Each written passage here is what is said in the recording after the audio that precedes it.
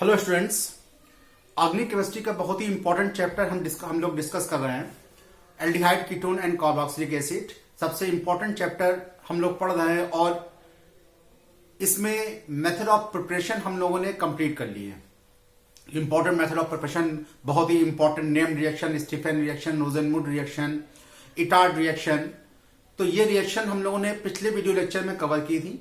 इसको अच्छे से तैयार कीजिए, रिएजेंट लिख के तैयार कीजिए। इंपॉर्टेंट रिएक्शंस हैं कंपटीशन के लिए भी और बोर्ड के पॉइंट ऑफ व्यू से भी इंपॉर्टेंट रिएक्शंस हैं।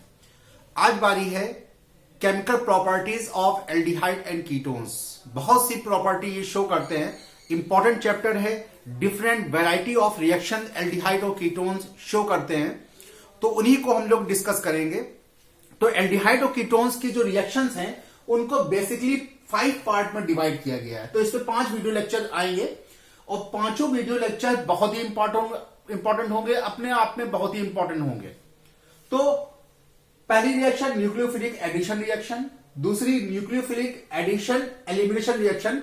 एडिशन और एलिमिनेशन एक साथ एक ही रिएक्शन में।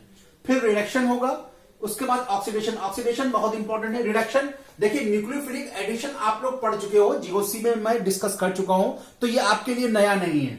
न्यूक्लियोफिलिक एडिशन भी लमसम ऐसे ही होगा, तो ये भी आपके लिए नया नहीं होगा। रिडक्शन भी आप लोग पढ़ चुके हो, एल्डिहाइड कीटोन के रिडक्शन से रिड्यूसिंग एजेंट यूज किया था, उसके बाद एल्कोहल बन रहा था, ये भी आप पढ़ चुके हो। तो ये 3 रिएक्शन तो आपके लिए नई नहीं है। 2 रिएक्शन जो लास्ट की है वो बहुत ही इंपॉर्टेंट है, बहुत ही ज्यादा इंपॉर्टेंट है और नई भी है आपके लिए। ऑक्सीडेशन में आप पढ़ोगे, डिफरेंट टॉलरेंस रिएजेंट पढ़ोगे, शिफ्ट बेस पढ़ोगे, तो और हेलोफॉर्म रिएक्शन पढ़ोगे। सब बहुत ही टॉप मोस्ट इंपॉर्टेंट रिएक्शन पढ़ोगे इन 2 हेडिंग के रिस्पेक्ट में, ऑक्सीडेशन और reaction due to alpha hydrogen. इसमें पढ़ोगे आप कैलिजारो रिएक्शन पढ़ोगे, एल्डोल कंडेंसेशन पढ़ोगे, बेंजोइन कंडेंसेशन पढ़ोगे। तो ये दोनों रिएक्शन एल्डिहाइड और कीटोन की स्पेशल बहुत ही इंपॉर्टेंट रिएक्शंस हैं। ये सब रिएक्शन आप लोग पढ़ चुके हो, तो इसमें समझना बहुत मुश्किल नहीं है। तो हम पहला शुरू करते हैं न्यूक्लियोफिलिक एडिशन, जो कि जीओसी में मैं बता चुका हूं आपको, जीओसी में मैं डिस्कस कर चुका हूं, इसलिए आपके लिए नया नहीं है, आपके लिए नया नहीं है। लेकिन मैं अपने लेक्चर की शुरुआत इस बात से करूंगा कि एल्डिहाइड और कीटोन में ज्यादा रिएक्टिव कौन होते हैं, उसके बाद न्यूक्लियोफिलिक एडिशन पे चलेंगे। सबसे पहले एल्डिहाइड और कीटोन में कौन ज्यादा रिएक्टिव होते हैं उनकी बात करते हैं। अगर मैं बात करूं, अगर मैं लिख दूं H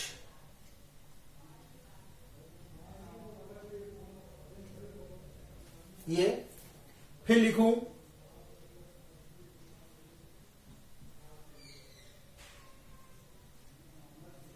और उसके बाद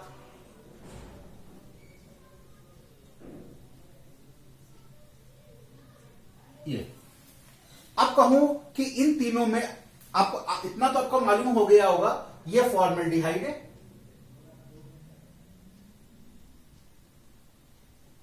फॉर्मल्डिहाइड है, ये एसिटल्डिहाइड है,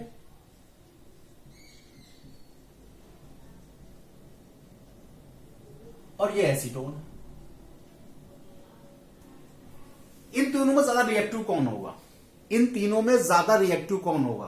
तो बेसिकली ऑर्डर जो है, सबसे ज्यादा रिएक्टिव जो होता है वो फॉर्मल्डिहाइड होता है, उसके बाद एल्डिहाइड और उसके बाद कीटोन। ये जनरल ऑर्डर है कि न्यूक्लियोफिलिक एडिशन में, न्यूक्लियोफिलिक एडिशन रिएक्शन में ये ऑर्डर होता है रिएक्टिविटी का।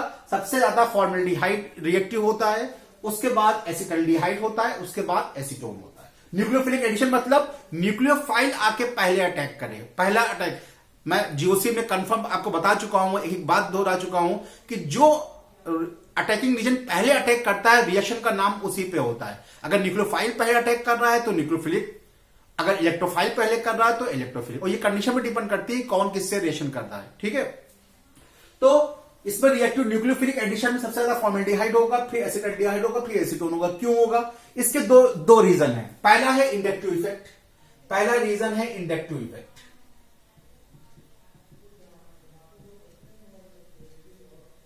इंडक्टिव इफेक्ट, और दूसरा है स्टेरिक हिंड्रेंस। स्टेरिक हिंड्रेंस मतलब hindrance due to bulky group size. ठीक है, अब देखिए फॉर्मेल्डिहाइड में कोई भी ग्रुप नहीं लगा हुआ, हाइड्रोजन लगा हुआ है, तो हाइड्रोजन पे ना प्लस आई इफेक्ट होता है ना माइनस आई इफेक्ट होता है, ये न्यूट्रल होता है। ये जो ग्रुप है, अब देखिए जो न्यूक्लियोफिलिक कैरेक्टर है, न्यूक्लियोफिलिक एडिशन, ये क्यों शो करता है? क्योंकि कार्बन और ऑक्सीजन बॉन्ड जो होता है वो पोलर होता है। कार्बन और ऑक्सीजन बॉन्ड जो कार्बोनिल ग्रुप है वो पोलर होता है। ऑक्सीजन की इलेक्ट्रोनेगेटिविटी कार्बन से ज्यादा होती है, तो ये इलेक्ट्रॉन अपनी तरफ अटैक करेगा। जब इलेक्ट्रॉन अपनी तरफ अटैक करेगा तो इस कार्बन पर डेल पॉजिटिव हो जाएगा, इस पर डेल नेगेटिव आएगा। इसी बात पर यह डिपेंड करता है कि कार्बोनिल कंपाउंड रिएक्शन कौन सी शो करे। जो ये पोलैरिटी है, कार्बन और ऑक्सीजन बॉन्ड की जो पोलैरिटी है, कार्बोनिल ग्रुप की जो पोलैरिटी है, इसी बात पे ये डिपेंड करता है कि ये कौन सा रिएक्शन शो करे। हम न्यूक्लियोफिलिक की बात कर रहे हैं, न्यूक्लियोफिलिक एडिशन की बात कर रहे हैं, तो न्यूक्लियोफिलिक एडिशन मतलब न्यूक्लियोफाइल आके अटैक करे। न्यूक्लियोफाइल कहां अटैक करेगा? पॉजिटिव पे अटैक करेगा। किस पे अटैक करेगा? कार्बन पे अटैक करेगा। लेकिन कहीं अगर कार्बन पॉजिटिव ना रहे तो क्या न्यूक्लियोफाइल अटैक कर पाएगा? सोचिए, अगर कार्बन पॉजिटिव ना रहे तो क्या न्यूक्लियोफाइल अटैक कर पाएगा? जब ये पोलर है, जब पोलर है तो ऑक्सीजन, क्यों पोलर है? क्योंकि ऑक्सीजन की इलेक्ट्रोनेगेटिविटी कार्बन से ज्यादा है, तो ऑक्सीजन अपनी तरफ इलेक्ट्रॉन को खींचेगा, ऑक्सीजन अपनी तरफ इलेक्ट्रॉन खींचेगा, तो इस पे पार्शियल पॉजिटिव आ जाएगा, इस पे पार्शियल नेगेटिव आ जाएगा। बात समझ में आ गई? यहां तक तो बात सही है। अब इस पे कोई ग्रुप नहीं लगेगा। अब यहां पे देखिए, यहां पे मैथाइल ग्रुप आ गया। जो ये मैथिल ग्रुप है, सोचिए ये मैथिल ग्रुप है, ये प्लस आई इफेक्टिंग ग्रुप है। ये मैं जीओसी में बता चुका हूं आपको, ये प्लस आई इफेक्टिंग ग्रुप है। जब ये प्लस आई ग्रुप है, अब ये डेल नेगेटिव हुआ और ये डेल पॉजिटिव हुआ। जो कार्बन की पॉजिटिव नेचर है उसको कौन इफेक्ट कर रहा है? ये इलेक्ट्रॉन दे रहा है, ये इलेक्ट्रॉन दे रहा है, ये इलेक्ट्रॉन दे रहा है। जब इलेक्ट्रॉन दे रहा है तो कार्बन की जो इलेक्ट्रॉन डिफिशियंसी है वो तो ये मेथाइल प्लस आई इफेक्टिंग ग्रुप ही पूरे कर दे रहा है। समझ रहे हैं ना बात आपको? जब इसके पोलर नेचर पर डिपेंड है कि न्यूक्लियोफाइल अटैक करेगा। न्यूक्लियोफाइल कहां पर अटैक करेगा? इलेक्ट्रॉन डिफिशिएंट पे, और इसमें इलेक्ट्रॉन डिफिशिएंट कौन है? कार्बन। लेकिन न्यूक्लियोफाइल्स के अटैक होने से पहले ये प्लस आई इफेक्टिंग ग्रुप इसके इलेक्ट्रॉन को पूरा कर दे रहा है। जब पूरा करेगा तो ये क्या पॉजिटिव रहेगा? नहीं रहेगा। इसमें इलेक्ट्रॉन की कमी पूरी हो रही है तो न्यूक्लियोफाइल अटैक होना मुश्किल हो जाएगा। बात समझ में आई? न्यूक्लियोफिलिक एडिशन मुश्किल हो जाएगा। यहां देखिए, यहां दो ग्रुप आ गए प्लस आई इफेक्टिंग ग्रुप, यहां और मुश्किल होगा। और यहां पे इतना मुश्किल नहीं है, यहां पे आसानी से हो जाएगा, क्योंकि यहां पे जो एच है ये प्लस आई है ना माइनस आई। तो इसलिए फॉर्मेल्डिहाइड की जो रिएक्टिविटी होती है न्यूक्लियोफिलिक एडिशन में सबसे ज्यादा होती है, उसके बाद एसिटाल्डिहाइड, उसके बाद एसीटोन। समझ में आ गई बात? अच्छे से आ गई होगी, ठीक है। चलिए, एक बात तो ये हो गई। दूसरी बात स्टेरिक हिंड्रेंस। अब देखिए, यहां पे हाइड्रोजन लगा हुआ है जो कि छोटा सा ग्रुप है। अब न्यूक्लियोफाइल आके कहीं भी अटैक कर सकता है, इधर से भी आ सकता है, ऊपर से भी आ सकता है, कहीं भी आ जाए। लेकिन अगर ग्रुप बड़े होने लगे, देखो यहां पे CH3 ग्रुप बड़ा आ गया तो चलो ये यहां अटैक कर देगा। लेकिन अगर मेथिल आ गया तो अब ग्रुप बड़े होने लगे, अब स्टेरिक हिंड्रेंस न्यूक्लियोफाइल को जगह अटैक करने के लिए कार्बन पे ही तो न्यूक्लियोफाइल अटैक करेगा, तो कार्बन पॉजिटिव होगा, ऑक्सीजन नेगेटिव होगा। न्यूक्लियोफाइल कहां अटैक करेगा? कार्बन पे। अब कार्बन पे अगर बड़े ग्रुप जुड़े हुए हैं तो न्यूक्लियोफाइल का अटैक होना मुश्किल हो जाएगा। तो फॉर्मेल्डिहाइड पे सबसे, अब तो देखिए, सबसे ज्यादा अटैक आसान किस पे होगा? जिसके कार्बन पे छोटे ग्रुप लगे हुए हैं। और छोटे ग्रुप किस पे लगे हुए हैं? हाइड्रोजन पे। हाइड्रोजन लगे हुए हैं छोटे ग्रुप, तो फॉर्मेल्डिहाइड पे अटैक सबसे आसान होगा, उसके बाद एसिटाल्डिहाइड पे और एसीटोन पे सबसे मुश्किल होगा। तो दो रीजन है, एक प्लस आई इफेक्ट और दूसरा स्टेरिक हिंड्रेंस। ठीक है, बात समझ में आ गई? अच्छी बात है, इसको नोट्स में लिख लीजिएगा। ठीक है, एक तो प्लस आई इफेक्ट ग्रुप है और दूसरा स्टेरिक हिंड्रेंस है, जो कि इसकी रिएक्टिविटी को कम करते हैं। तो एल्डिहाइड सबसे स्ट्रॉन्ग और सबसे ज्यादा रिएक्टिव होता है, एसीटोन कम होता है न्यूक्लियोफिलिक एडिशन में। बात समझ में आ गई? अगर हम बात करें एरोमेटिक एल्डिहाइड और कीटोन की, एरोमेटिक एल्डिहाइड और कीटोन की, तो क्या होगा? अगर हम एरोमेटिक एल्डिहाइड और कीटोन से बात करें तो एक चीज तो आप पहले लिख लीजिए कि हमेशा एलिफैटिक एल्डिहाइड और कीटोन एरोमेटिक एल्डिहाइड और कीटोन से ज्यादा रिएक्टिव होते हैं न्यूक्लियोफिलिक एडिशन में। एक बात तो आप नोट्स में डाल लीजिए कि एलिफैटिक एल्डिहाइड और ketone in comparison to aromatic aldehyde ketone के कंपेरिजन में ज्यादा रिएक्टिव होते हैं। ठीक है, अब इसमें कौन रिएक्टिव होगा? जैसे ये है,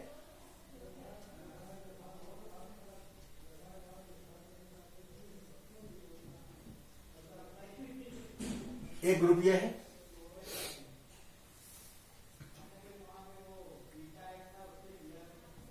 एक ये ग्रुप है।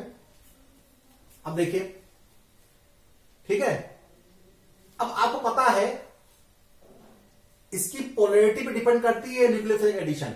अगर इसकी जो ये पॉजिटिव नेचर है इसका कम होने लगे तो देखिए ये क्या है, इलेक्ट्रॉन वेक्ट्रॉन। बेंजीन जो है वो इलेक्ट्रॉन डोनेटिंग ग्रुप होता है, इलेक्ट्रॉन डोनेटिंग ग्रुप, ठीक है। अब क्या करेगा ये, अगर मान लिया इलेक्ट्रॉन को यहां ट्रांसफर करे, ये यहां पे ट्रांसफर हो, ठीक है, तो इसका नेचर, और ये यहां ट्रांसफर हो, तो यहां पे क्या आ जाएगा, double bond, carbon, single bond O, इस पे माइनस, इस पे प्लस H, ठीक है। बात समझ में आ रही है? ठीक है। अब ये इधर ट्रांसफर हो तो कार्बन पे, इस पे क्या आ गया, पॉजिटिव आ गया, ये, ठीक है। अब देखिए जब इलेक्ट्रॉन डोनेटिंग ग्रुप है तो ये इलेक्ट्रॉन इसको देंगे, ये इलेक्ट्रॉन किसको देंगे, इसको देंगे, तो इसकी पोलैरिटी क्या होगी, इफेक्टेड हो जाएगी। तो याद रखिए कि हमेशा बेंजाल्डिहाइड, एल्डिहाइड जो होते हैं, साइक्लिक एरोमेटिक एल्डिहाइड, हमेशा कीटोन से,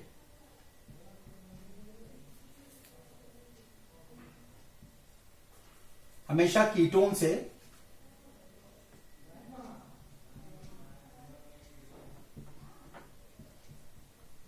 ज्यादा रिएक्टिव होते हैं। और कीटोन में भी अगर एक मेथिल और एक एरिल होगा, वो डाई एरिल से ज्यादा रिएक्टिव होगा। यानी कि एक मेथिल एक aryl, aryl methyl ketone di aryl ketone से ज्यादा रिएक्टिव होता है। ये स्टेबिलिटी ऑर्डर लिख लीजिए। बात समझ में आ रही है? अच्छे समझ में आ रही है? चलिए ठीक, चलिए एडिशन शुरू करते हैं हम। सबसे पहले शुरू करते हैं एडिशन ऑफ HCN। ये भी मैं आपको न्यूक्लियोफिलिक एडिशन बता चुका हूं अपने जीओसी के टॉपिक में, लेकिन फिर इसको रिपीट करता हूं और बताता हूं nucleophilic addition of HCN, addition of hydrogen cyanide, addition of hydrogen cyanide. Important है, आपको चाहे याद होगा, जिसने मेरा वीडियो देखा है न्यूक्लियोफिलिक एडिशन पे, तो आपको पता होगा कि साइनोहाइड्रिन बनता है, ठीक है। ये क्या होता है कि इस तरह से रिएक्शन होती है, जैसे कोई कार्बोनिक कंपाउंड है और इसमें HCN ऐड कर दिया जाए, तो ये इस तरह से रिएक्शन होती है। ये बता चुका हूं मैं अपने वीडियो में। इसको साइनोहाइड्रिन कहते हैं, ठीक है, ये साइनोहाइड्रिन है। अब इसकी थोड़ी ये रिएक्शन जो है वो बेस की प्रेजेंस में होती है। रिएक्शन ऐसे भी हो जाएगी, बिना बेस की भी हो जाएगी, लेकिन रिएक्शन की जो स्पीड है और इसका जो साइनोहाइड्रिन का यील्ड है वो बहुत कम अमाउंट में मिलेगा आपको। लेकिन बेस इसको कैटलाइज कर देता है, रिएक्शन फास्ट हो जाती है, और साइनोहाइड्रिन आपको बहुत ज्यादा अमाउंट में मिलते हैं। साइनोहाइड्रिन अपने बहुत ज्यादा अमाउंट में मिलते हैं, ठीक है। बता लीजिए इसको।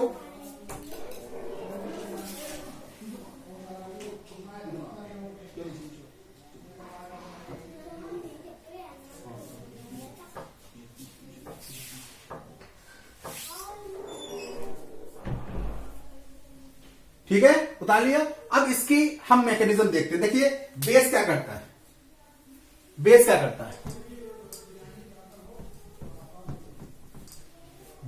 है, बेस जो है, जैसे बेस है, बेस में OH माइनस होता है,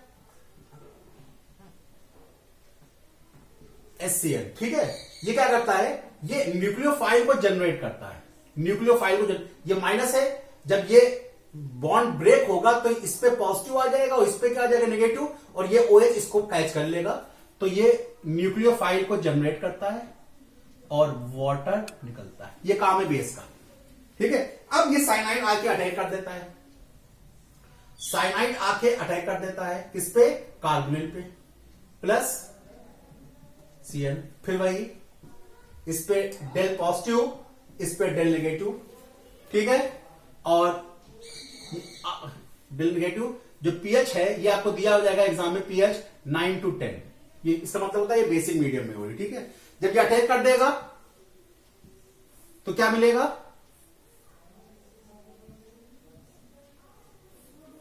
क्या मिलेगा आपको, ये बॉन्ड टूटेगा, ठीक है।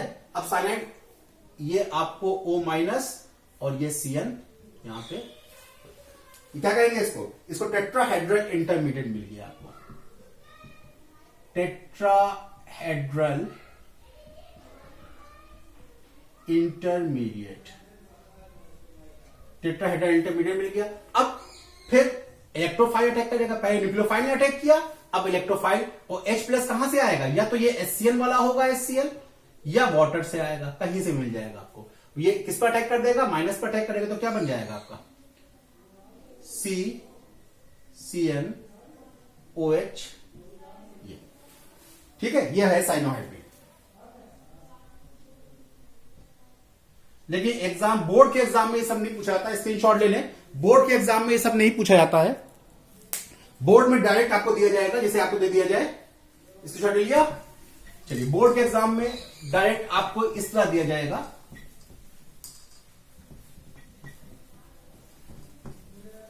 बोर्ड के एग्जाम में इस तरह दिया जाएगा आपको, जैसे मान लिया आपको दे दिया गया formaldehyde, HC double bond O, या एसिटाल्डिहाइड दे दिया गया, या एसीटोन दे दिया गया, तीनों हम करवाते हैं, तीनों हम करवाते हैं, ठीक है। और HCl का ऐड है,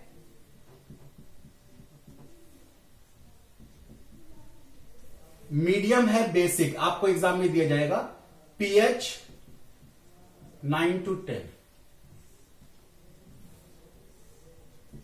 pH 9 to 10, सिंपल है, बहुत ही आसानी से बना लीजिए इसको, H क्या बन जाएगा, डायरेक्ट OH Cn, ठीक है, क्या बनेगा Cn, क्या बन गया ये, क्या कहेंगे इसको, फॉर्मेल्डिहाइड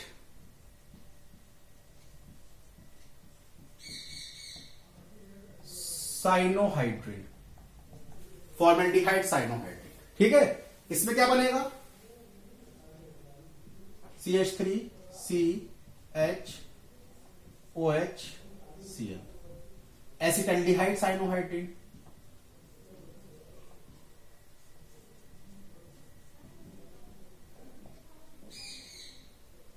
एसिटाल्डिहाइड साइनोहाइड्रेट, और इसमें क्या बनेगा,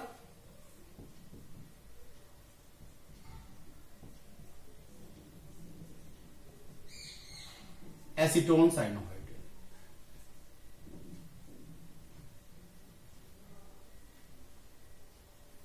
एसीटोन साइनोहाइड्रेट, ठीक है, स्क्रीनशॉट ले लें।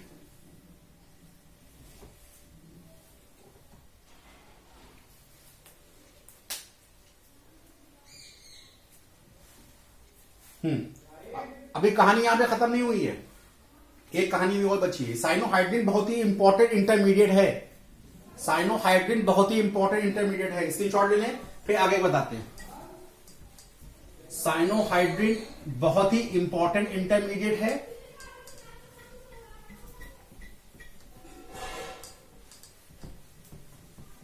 अगर साइनोहाइड्रिन को देखिएगा, साइनोहाइड्रिन क्या बना आपका, साइनोहाइड्रिन ये कार्बन OH Cl, अगर इसको हाइड्रोलाइज कर दें, दो रिएक्शन बता रहा हूं इसकी, या तो इसकी हाइड्रोलिसिस कर दें,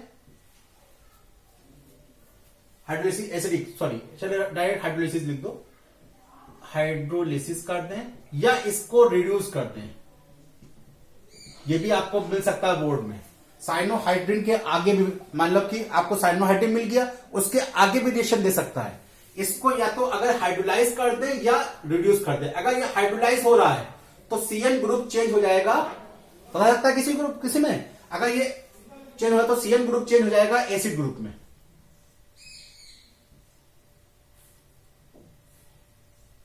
ये चेंज हो जाएगा एसिड ग्रुप में, एसिड ग्रुप में चेंज हो जाएगा। ठीक है, बात समझ में आ रही है? क्या कहेंगे इसको? ये कार्बन क्या है? Alpha carbon. ठीक है, तो इसे क्या कहेंगे? Alpha hydroxy acid. ठीक है, और अगर इसको रिड्यूस कर रहे हैं, तो ये CN ग्रुप चेंज हो जाएगा CH2NH2 ग्रुप में, CH2NH2 ग्रुप में चेंज हो जाएगा, एमीन ग्रुप में चेंज हो जाएगा। इसे क्या कहेंगे? ये कार्बन क्या है? Alpha carbon. ये कार्बन क्या है? Beta carbon. इसे कहेंगे beta amino alcohol,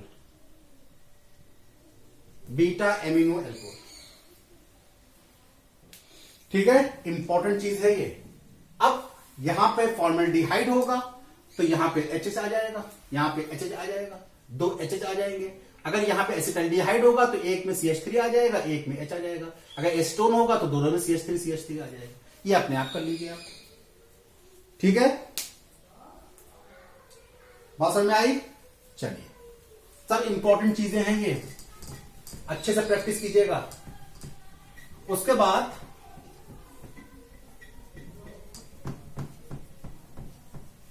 addition of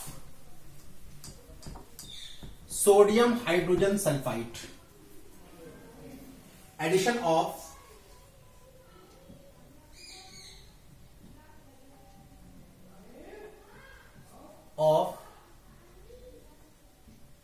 sodium hydrogen sulphide.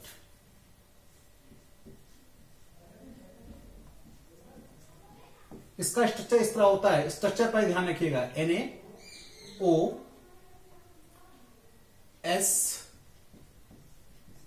ये स्ट्रक्चर है इसका।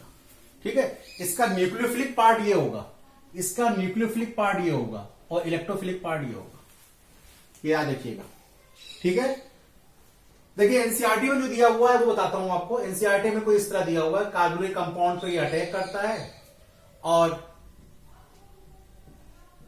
NaOSOOH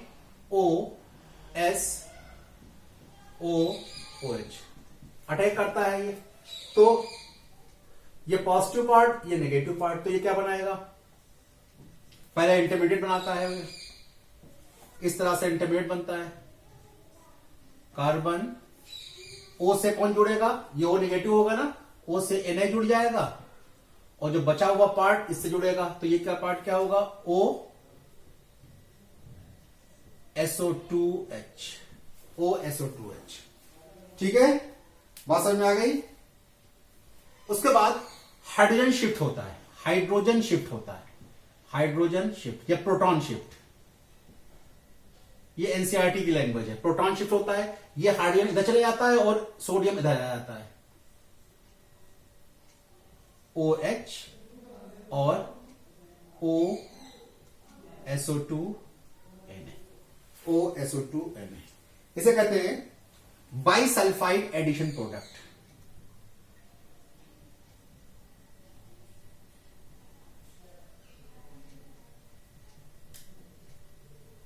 addition product. अब देखिए कोई भी ले लिए, अगर मान लीजिए यहां पे फॉर्मेल्डिहाइड लगा दिया आपने, डायरेक्ट कर सकते हैं आप, और SO3 डायरेक्ट कर सकते हैं, NaHSO3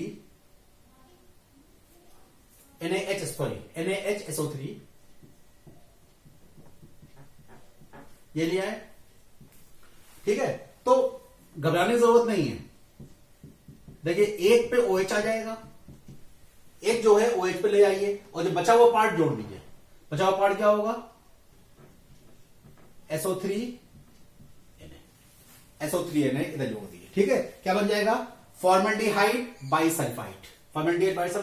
अगर यहाँ पे CH3H आ जाएगा तो एसिटल्डिहाइड, एसिटल्डिहाइड बाइसल्फाइड। अगर एसीटोन आएगा तो एसीटोन बाइसल्फाइड। लेकिन एसीटोन के बाद अगर बल्कि ग्रुप आने लगेंगे, एसीटोन तक तो ये रिएक्शन देगा, एसीटोन तक तो रिएक्शन देगा, लेकिन एसीटोन अगर बड़ा ग्रुप आ गया, मान लिया आपने ग्रुप ये ले लिया, ये ध्यान रखिएगा, ये ग्रुप ले लिया, एसिटोफिनोन ले लिया, अब ये सोडियम बाइसल्फाइड और आपको दिया हो सोडियम बाइसल्फाइड, तो ये रिएक्शन नहीं देगा। क्यों? क्योंकि सोडियम बाइसल्फाइड एक बहुत बड़ा न्यूक्लियोफाइल है, इसको अटैक करने की जगह ही नहीं मिलेगी। जब अटैक करने की जगह नहीं मिलेगी तो रिएक्शन बैकवर्ड भागने लगेगी, ये रिएक्शन पॉसिबल नहीं है। सिर्फ एसीटोन तक रिएक्शन देता है, लिख लीजिएगा नोट्स में, सिर्फ एसीटोन तक इसका एडिशन प्रोडक्ट देगा, उसके बाद कोई एल्डिहाइड तो दे देगा, कोई भी एल्डिहाइड होता है इतना लंबा, क्योंकि एल्डिहाइड के एक साइड में हाइड्रोजन लगा होता है, उस साइड से अटैक कर देगा। लेकिन एसीटोन जब बड़ा बल्कि ग्रुप आ जाएगा तो ये अटैक नहीं कर पाएगा। एसीटोन तक तो ये एडिशन प्रोडक्ट दे देगा, एसीटोन बाइसल्फाइड दे देगा, लेकिन एसीटोन से बड़ा ग्रुप कोई आ जाएगा, तब अगर कीटोन में और बड़े ग्रुप जुड़ने लगेंगे तब ये रिएक्शन पॉसिबल नहीं है। इसको लिख लीजिएगा, ठीक है? बात समझ में आ गई? समझ में आ रहा है? चलिए, ग्रिग्नार्ड रिएजेंट है, एडिशन ऑफ ग्रिग्नार्ड, ये तो बहुत ही अच्छा है और बहुत ही बताया था मैंने आपको। ग्रिग्नार्ड रिएजेंट पे अलग वीडियो मैंने बताया है आपको, न्यूक्लियोफिलिक एडिशन में ग्रिग्नार्ड रिएजेंट पे अलग वीडियो बताया है, ग्रिग्नार्ड रिएजेंट पे।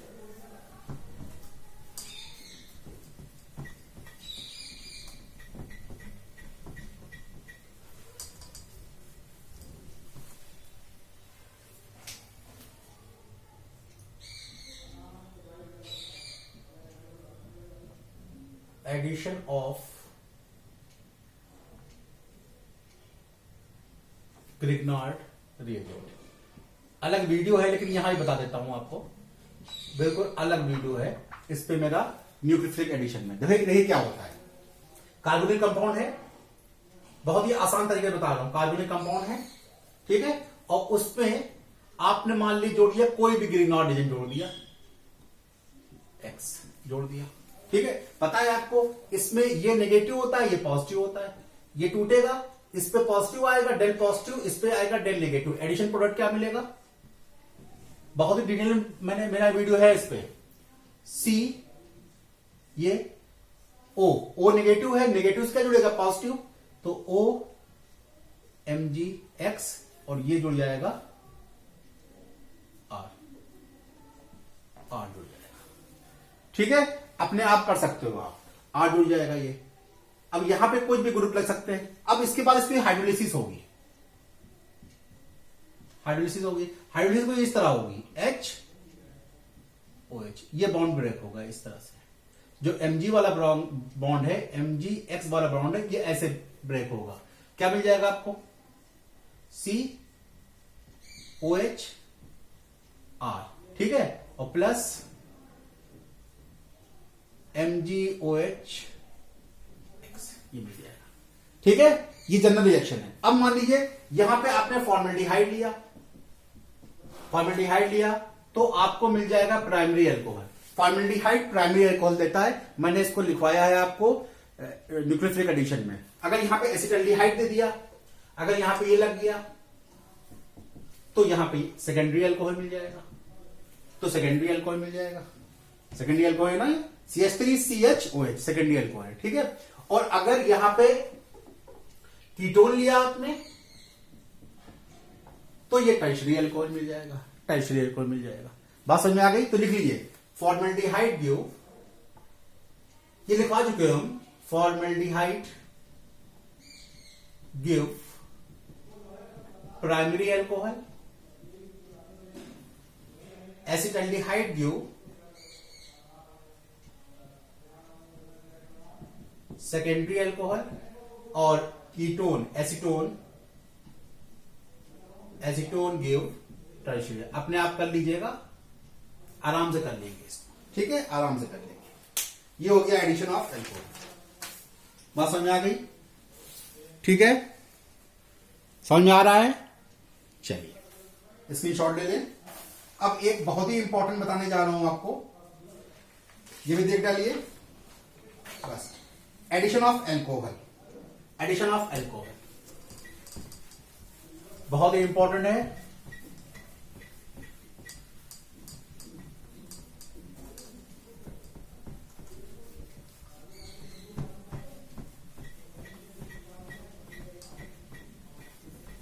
Addition of alcohol. देखिए, थ्योरी तो आप एनसीईआरटी पढ़ सकते हो, थ्योरी जरूरत नहीं है, आप सही रिएक्शन देखिए, सिर्फ रिएक्शन देखिए। एडिशन ऑफ एल्कोहल, देखिए क्या होता है।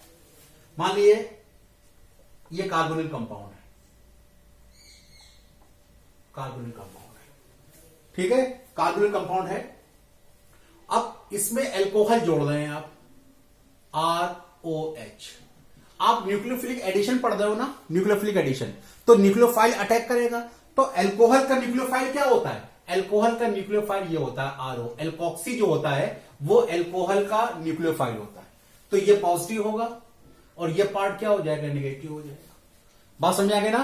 तो एल्कोहल, कोई भी एल्कोहल लेंगे आप, ROH, ये जो आप पढ़ रहे हैं वो न्यूक्लियोफिलिक एडिशन है। तो न्यूक्लियोफिलिक एडिशन में न्यूक्लियोफाइल पहले अटैक करेगा किस पे? कार्बोनिल पे। तो एल्कोहल का न्यूक्लियोफाइल क्या होता है? RO होता है, और H क्या होता है? पॉजिटिव होता है। तो पहले न्यूक्लियोफाइल अटैक करेगा ना, न्यूक्लियोफाइल अटैक करेगा, सबको समझ में आ रहा है? तो न्यूक्लियोफाइल अटैक करेगा तो पहले एक एडिशन प्रोडक्ट देगा C। न्यूक्लियोफाइल अटैक किया, क्या देगा? और ये न्यूक्लियोफाइल किस पे अटैक करेगा? कार्बन पे। क्या हो जाएगा? OR जुड़ गया, और यहां पे क्या है? ये O माइनस ऐसे हो गया। ठीक है, बात समझ में आ गई? ठीक है, उसके बाद जब H फिर अटैक कर देगा तो ये क्या हो जाएगा? H प्लस जब अटैक करेगा, इलेक्ट्रोफाइल जब करेगा तो ये हो जाएगा OH। इसे कहते हैं, अगर यहां पे R और यहां पे H माने, R एल्किल ग्रुप OH, इसे कहते हैं हेमी एसिटल, हेमी एसिटल। और ये रिएक्शन जो होती है वो HCl गैस और HCl डाइल्यूट की प्रेजेंस में होती है। HCl गैस का काम जो होता है इलेक्ट्रोफिलिसिटी को बढ़ाना, ठीक है, इसे कहते हैं हेमी एसिटल। कितना आसान रिएक्शन है। अब अगर मान लो एक और एल्कोहल यहां पे अटैक कर दे, अगर रिएक्शन यहां पे, अगर क्वेश्चन में सिर्फ एक एल्कोहल का अटैक बता रहा है तो यहां पे रिएक्शन कंप्लीट होगी हेमी एसिटल पर, ठीक है। और अगर दूसरा फिर ROH अटैक कर दे HCl गैस की प्रेजेंस में, अब क्या होगा? सेम प्रोसेस वही होगा, RHC, एक OR ये है, ये भी अलग हो जाएगा, क्या हो जाएगा? फिर OR हो जाएगा, ठीक है। ये बॉन्ड ब्रेक हो जाएगा, ये बॉन्ड इधर ब्रेक होगा, ठीक है। जब ये बॉन्ड ब्रेक होगा तो ये OH न्यूक्लियर, इसका क्या है? ये है नेगेटिव और ये है पॉजिटिव, ये नेगेटिव पार्ट है ना, तो ये H पार्ट इससे जुड़ के क्या निकाल देगा? वाटर निकाल देगा, और ये इससे अटैक हो जाएगा। ठीक है, बात समझ में आ रही है? ये जनरल रिएक्शन को पहले वो कीजिए, जनरल रिएक्शन का स्क्रीनशॉट ले लें। अब बताते हैं आपको एग्जाम्पल करके। अगर मान लीजिए, हाँ उसका नाम भूल गए, जो ये कंपाउंड बना था CH3, इसे कहते हैं एसिटल, एसिटल, इसे कहते हैं एसिटल, ठीक है। चलिए आप एग्जाम्पल देखते हैं, एग्जाम्पल में समझ में आएगा आपको। अगर मान लीजिए एसिटल्डिहाइड लिया आपने, एसिटल्डिहाइड लिया,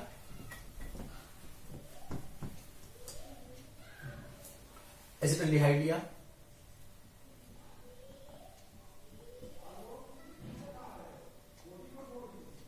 प्लस अब इस पे एथाइल अल्कोहल अटैक कर रहे हैं। एनसीईआरटी में क्वेश्चन दिया है ये, in the presence of HCl gas, HCl liquid, ठीक है।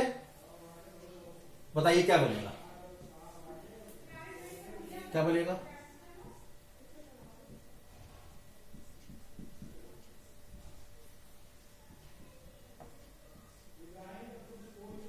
यही तो बनेगा, बताइए, बनेगा? इसे कहेंगे acetaldehyde,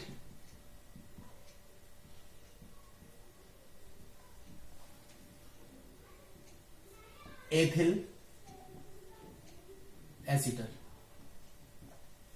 acetal, sorry ethyl hemiacetal, ethyl Hemy acetal.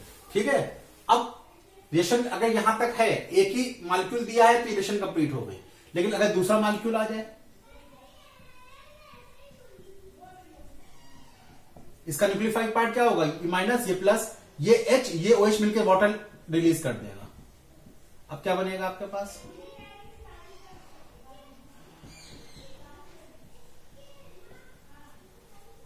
OC2H5 बना, OC2H5,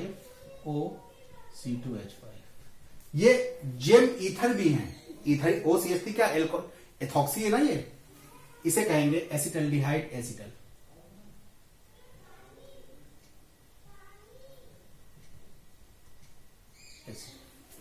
ठीक है, बात समझ में आ गई। ठीक है, कीटोन ये रिएक्शन नहीं देता, कीटोन मोनोहाइड्रिक अल्कोहल से रिएक्शन नहीं करता। बहुत सी बुक में दिया हुआ है कि कीटोन से भी रिएक्शन करवा के कीटल बनाया है, लेकिन रिएक्शन नहीं देता। एनसीईआरटी में ये लिखा हुआ है कि ketone does not react with monohydric alcohol, करता है लेकिन वो डाईहाइड्रिक से करता है, दो अल्कोहल जहां दो OH होते हैं उनसे रिएक्शन करता है, मोनोहाइड्रिक से रिएक्शन नहीं करता। इसको उतार लीजिए, फिर कीटोन बताते हैं। ठीक है, लिख लीजिए एक पॉइंट, एक पॉइंट लिख लीजिए,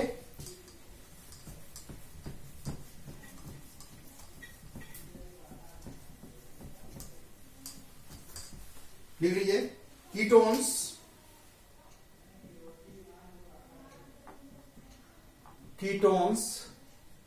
does not react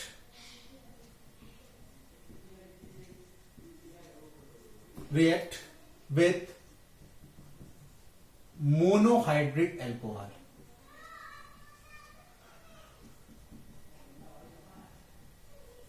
but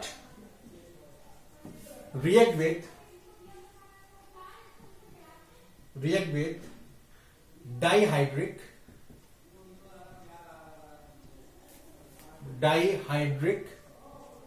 alcohol like ethylene glycol,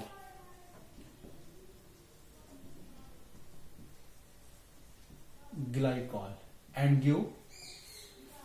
give cyclic कीटल। ठीक है, जैसे ये है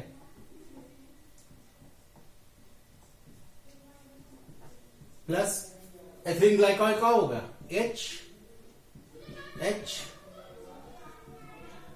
एथिलीन के साथ 2H डाईहाइड्रिक अल्कोहल। अल्कोहल में क्लासिफिकेशन मैंने पढ़ाया है, ये वाटर रिलीज हो जाएगी। ये मैकेनिज्म नहीं है, सिर्फ ट्रिक बता रहा हूं। ये जो हमने वाटर निकाला है, वाटर तो निकलेगा लेकिन मैकेनिज्म ये नहीं है। ठीक है, इसमें वही HCl गैस की प्रेजेंस होगी और HCl डाइल्यूट। ठीक है, क्या दे देगा RCO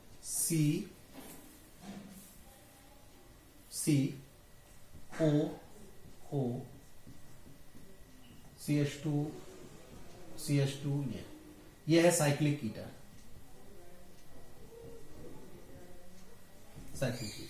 ठीक है, बात समझ में आ रही है? समझ में बात आ रही है? अब मान लीजिए यहां पे आपने एसीटोन ले लिया, स्क्रीनशॉट ले लें, जनरल रिएक्शन का स्क्रीनशॉट ले लें। अब मान लीजिए यहां पे आपने, ठीक है, यहां पे CH5 CH3 भी ले सकते हैं, कोई भी ले सकते हैं। ठीक है, सेम रिएक्शन है, यहां पे क्या आ जाएगा, एसीटोन साइक्लिक कीटन।